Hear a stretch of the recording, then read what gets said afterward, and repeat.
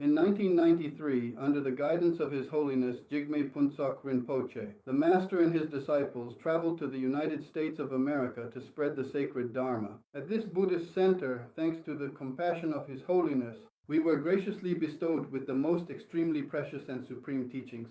Rinpoche Tashi Gyaltsen has also frequently emphasized this point on many occasions. Moreover, His Holiness Jigme Phuntsok Rinpoche not only paid great attention to, but also held a profound and deep appreciation for the Jonang tradition. And in the vast and snowy land of Tibetan region, he was also a great master of impartial and boundless love. This is widely recognized and well known to everyone. Khenpo Chultrim Lodro of the Larangar Five Sciences Buddhist Academy, as well as all the Khenpos led by Khenpo Rinpoche, also pay close attention to the Dharma lineage of the Jonang tradition. We are all fully aware of this. Therefore, I am here today on behalf of Rinpoche and the entire Buddhist Center. I would like to express my heartfelt gratitude to all of you.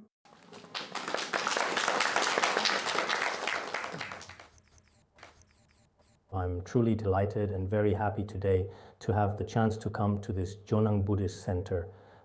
Speaking from a personal perspective, I feel that being here is something that is incredibly important and significant for us all.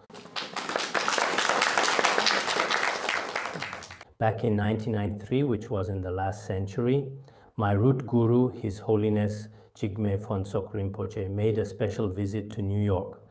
At that time, he also came to this center. Moreover, right here in this center, His Holiness bestowed the empowerment of the tendril nacelle, which has extensive, medium, and concise versions. He used the extensive version among the 3 parts, which is a ritual that includes all of the 4 empowerments. The empowerments have been given right here. And for the Jonang Buddhist Center, he placed great hopes on its future development and the propagation of the Dharma for the benefit of beings. During that time, I also followed His Holiness Jigme Phuntsok Rinpoche to this center. I have been told that a number of the old Dharma friends from this center are still alive and well to this very day. This time, for me personally, coming to this sacred Jonang Center is a truly significant and moving occasion for my heart. From the bottom of my heart, I hold a deep faith in the Dharma lineages of each and every one of the schools. Some time ago, when I went to Boston, I had the chance to visit the center of the Gelug School, and then I went to the center of the Kagyu School as well. Now I am at the center of Jonang School. As a matter of fact, when it comes to the different schools, there is really no difference at all. They are all Buddhist centers, exactly the same.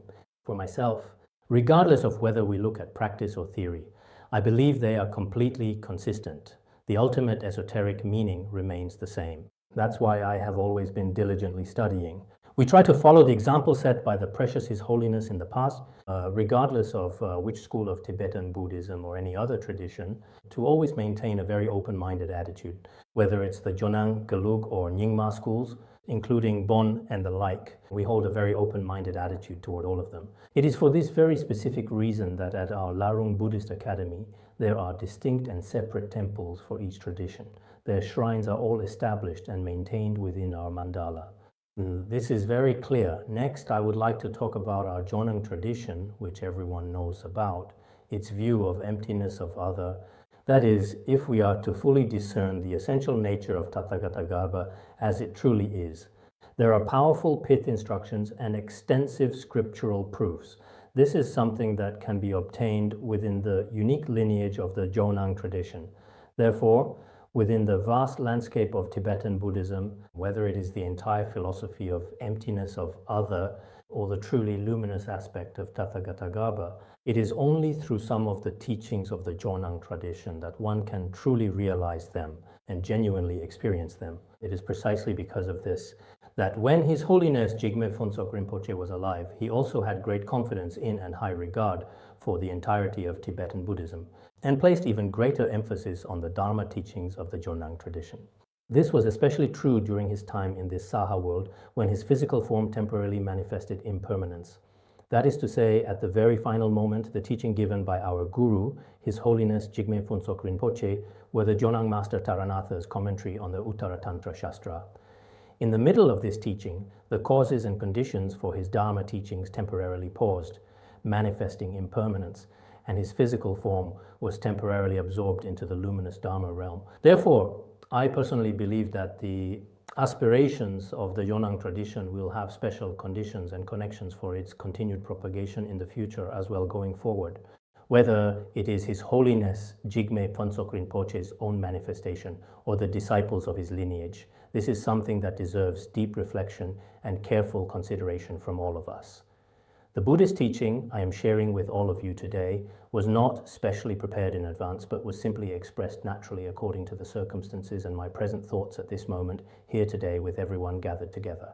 Because the center here did not have any particular requests either. But since I am here, I would like to briefly share a few words with everyone.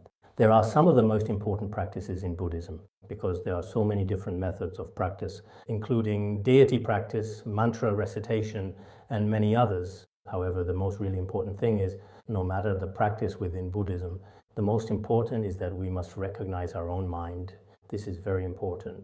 Recognizing our own mind involves two aspects, its essential emptiness and its natural luminosity. Regarding the aspect of the mind's essential emptiness, Shakyamuni Buddha, during the second turning of the Dharma wheel, it's clearly explained in the Prajnaparamita Sutras. Its perspective and profound meaning were elaborated in detail by great masters such as Bodhisattva Nagarjuna and the scholar Chandrakirti, as well as by many great middle way masters throughout the generations. As I noted, on this basis, perhaps in the Tibetan region, in the teachings of Rongzom Pandita and the omniscient Mipham Rinpoche, the aspect of recognizing the emptiness of the mind's true nature is considered extremely important and is explained very clearly. The first point I just mentioned is the aspect of emptiness. Then regarding the aspect of luminosity, as for India, it is explained very clearly in the scriptures of the Buddha's third turning of the Dharma wheel. Then there is Maitreya Bodhisattva's Uttaratantra Shastra and Nagarjuna Bodhisattva's In Praise of the Dharmadhatu. Later in Tibetan region, the omniscient Longchen Rabjam and the great translator Mingling, especially the great masters of the Jonang tradition, have explained the aspect of luminosity with exceptional clarity through deep and profound pith instructions. As I mentioned earlier, the fundamental and ultimate nature of our very own mind is emptiness. This becomes clear to anyone as soon as they observe it, on the premise that emptiness is never truly separate. The nature of mind is luminous. This point about the mind's innate luminosity is taught by many masters. More importantly, the Prajnaparamita Sutras state that the mind has no inherent nature. The essence of mind is luminosity. It has been made very clear. As I mentioned earlier, there is also a metaphor of luminosity. In the various teachings and writings of the great masters, sometimes the luminosity is compared to the light of the sun and moon. As mentioned just now, the mind of each one of us is luminous. But in fact, this luminosity is something that each of us should come to recognize our own mind through another method. Because, as mentioned earlier, the Buddhist scriptures say, the mind has no mind. The nature of mind is luminosity. This so-called luminosity is not actually like sunlight or lamplight, not that kind of particularly dazzling light. That's not what it means. The essence of mind is emptiness, but within that emptiness, our own mind actually has a clear and vivid quality. It is not a mere emptiness like space. This point, including in our Chan tradition, there is also the principle that afflictions are precisely enlightenment. If this principle is realized through the pith instructions of a guru or through one's own personal practice, this is what is called the process of recognizing the nature of mind. If we do not recognize and understand our own mind, no matter what dharma we practice or what we do, it may not necessarily eliminate all our suffering. If we can truly come to recognize the authentic nature of our own mind, then whatever dharma we practice or whatever we do becomes very easy. The main characteristic of Buddhism is to observe one's own mind. Especially in our Tibetan Buddhism, there are many teachings from the great masters of the past, which are all about recognizing one's own mind. This is a fundamental practice every Buddhist should do.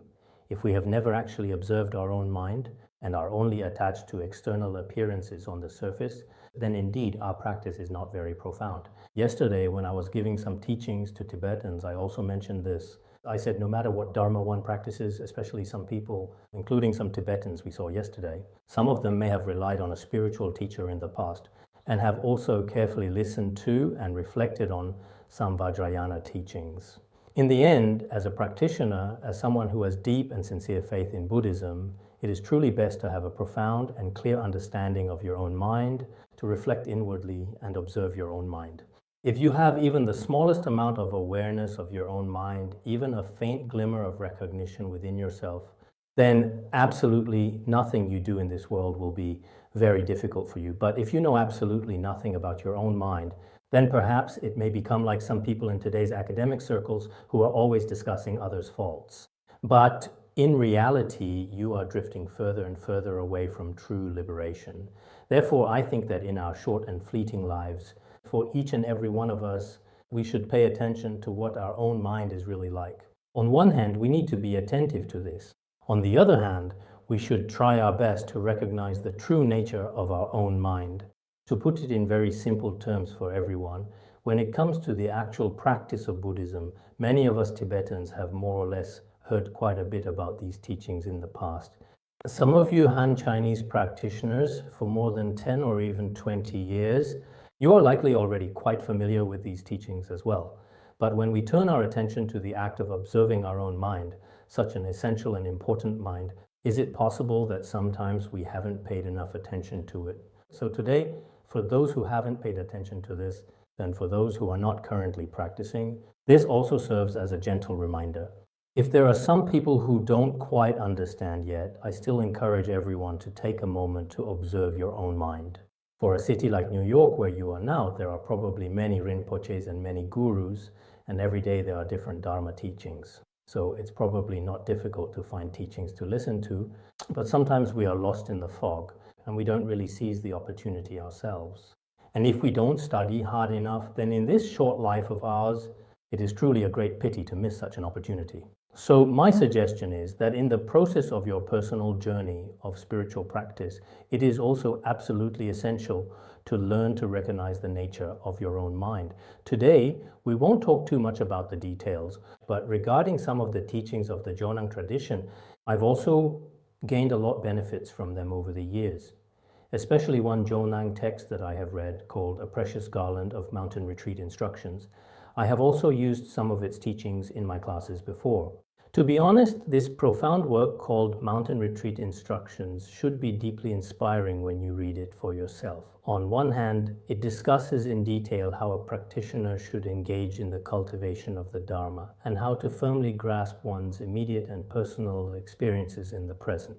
Looking at this from another important aspect, it addresses the essential true nature of Tathagata Garbha, or Buddha nature, and how one can realize and attain it through diligent and consistent actual practice. From this perspective, it is something that I personally feel is incredibly meaningful and significant. What I just mentioned about the Jonang tradition, I am not deliberately praising or glorifying it simply because you asked me today. That is not the case. This has not been an intentional exaggeration, but has been my view for a long time and has remained unchanged until now.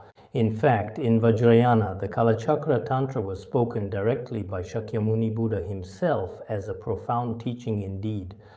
In front of the Drepung Stupa in southern India, using the Kalachakra Mandala as the basis, he expounded the Kalachakra Tantra to disciples with the right karmic connection. The Kalachakra Tantra is the Tantra that was personally spoken directly by the Buddha himself. It is the most important Tantra within Vajrayana Buddhism. Later on in India, regarding this specific Tantra, there were also many major commentaries written.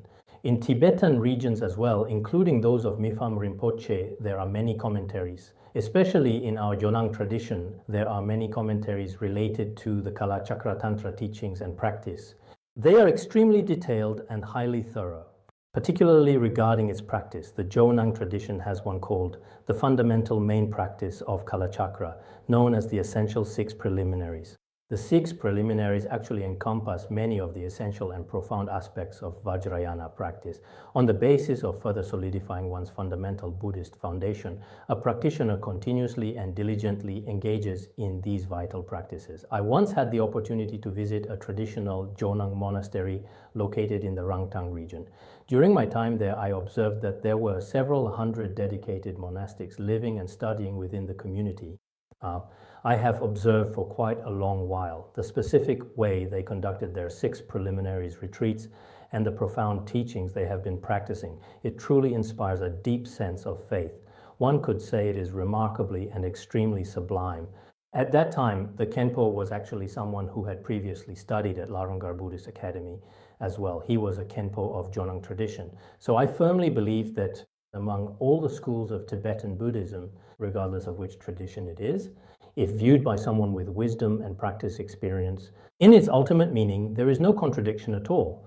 Rather, everything is ultimately integrated and unified as one taste and one essence. For those who do not understand this, they see you in that school and me in this one. Disciples often get pulled between them, but in reality, the ultimate wisdom of all Buddhas, Bodhisattvas, and masters are the same. It is the place where the rivers of different schools converge into a single flow. This gives us the following perspective, that the ocean of ultimate tantric meaning is the confluence of the rivers of all traditions. There is a great master in Tibetan Buddhism named Panchen Losang Chokyi who once said, if one is well versed in the definitive teachings and scriptural reasoning and is a yoga practitioner with a very extensive and rich background of experience, what conclusion does such a person reach through his observation? That the ultimate tantric meaning of all these different schools is actually the same. This statement is very important. If we are not well versed in the definitive sutras and tantras, not proficient in logical reasoning, and have completely no personal experience, much like some people in academia or researchers who never actually practice, but instead rely exclusively on studying from theoretical books. These people might talk boastfully, saying, this is unreasonable, not in accordance with the Dharma, and so on. But in fact, from the perspective of those with profound realization, all schools and teachings are integrated as one. This is not only true for our Tibetan Buddhism, but also includes the ultimate teachings of early Buddhism and Theravada Buddhism, and also the teachings of Northern Buddhism. If we study and practice them in detail, in the end, their ultimate essence is the same. Therefore, we should maintain a pure and inclusive mindset. And this is not just something to say casually, but a commitment to truly have a deep faith in all of Buddhism, to have deep faith and devotion in all the great masters. Then, among us disciples within our community, we should cultivate a very joyful and harmonious attitude toward one another, and we must be careful not to reject, contradict, or engage in arguments or disputes with each other. Such a situation simply would not happen. So looking ahead to our future, we can continue to move forward with confidence and hope. Whether it is our Jonang tradition or any other school, I believe that each of us, from the bottom of our hearts, should have genuine respect for all the great masters of every tradition and school from previous generations, and for the schools they established through their wisdom and compassion. By possessing a deeply rooted and unwavering faith in them, as well as in the extensive scholarly treatises and the especially precious sacred scriptures they composed, we should always approach our study in a profoundly unbiased, meticulous, and open-minded manner, continue our practice, and also offer guidance to all those individuals who are connected to us and in the process of guiding others. It is essential and very important to have a deep sense of trust and a firm understanding of the values within one's own tradition. With such a solid foundation established, we can begin to gradually share this unique perspective with others, and it is important to remember that this kind of consistent sharing and daily practice isn't just for show in certain social situations, and it is certainly not just for the sake of formality, nor is it about saying superficial or polite words, such as claiming, I have faith in every tradition, or saying, I am delighted with every tradition. It's not like that.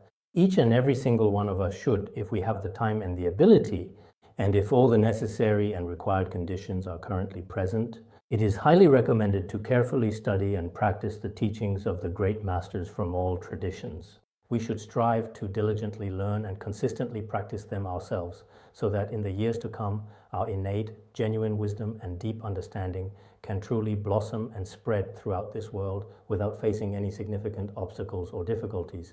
Therefore, Buddhists from many various and distinct traditions around the world today ought to fully recognize and understand that every single one of these venerable lineage masters, with all of their profound and wisdom, and by leveraging their unique and specialized abilities, they have worked to discover and develop all these treasures of wisdom and left them for the later generations. In truth, this is an incredibly unique and extremely precious wealth. The ways we enjoy and share this wealth with the world is a very important responsibility for our generation now. We bear a very significant responsibility. Therefore, as a primary objective of this specific current historical stage, every one of us should strive to become an active witness to the unfolding events of history, and we should also aim to become, within the complex fabric of this modern era, what one could call truly dedicated and responsible practitioners. In closing, I would very much like to express one final heartfelt thought to you all. It gives me great pleasure, and I am very happy to have come to the magnificent Jonang Tradition Center today. There are a number of significant reasons for my happiness. The first reason is that personally, I also feel that in our modern world we live in today, it seems to me, it is very necessary for all the different traditions to have harmonious and non-contradictory relations. Moreover, I have had the opportunity to be able to come to this tradition and study together. This is the primary reason for my happiness. The second reason is the precious Guru. It is indeed true that he kept a sincere and respectful attitude toward all traditions. He was such a great master or practitioner. It was over 2 decades ago he made a visit to this Jonang Center. Now, more than 20 years later, I also have the precious opportunity to remember and miss my Guru. This is truly a rare and auspicious connection. It is also through the connection you have created that I have been inspired and encouraged, allowing my own wish to gradually emerge and be revealed more clearly through this meaningful opportunity that has arisen before us all today. Speaking for me personally, I truly believe that this particular moment represents an incredibly rare and deeply meaningful experience that I will cherish forever in my life. Thirdly, through today's auspicious circumstances, as Rinpoche just mentioned, throughout the entire course of my future life and during my dedicated process of study and sincere practice, I will strive with all of my heart and every effort to promote the profound and sacred teachings of the Jonang tradition, whether it be mind training or theoretical teachings. This is also a very auspicious beginning. In my future Dharma activities and in the process of study and practice, I will also use a teaching from the Jonang tradition as an entry point. Through such connections in the future, may the teachings of the Tathagata spread throughout the world and benefit countless beings globally. In fact, all of us have this responsibility and ability to make such contributions. Therefore, by drawing upon these 3 auspicious causes, I am very happy to gather together with everyone here at this Dharma Center today.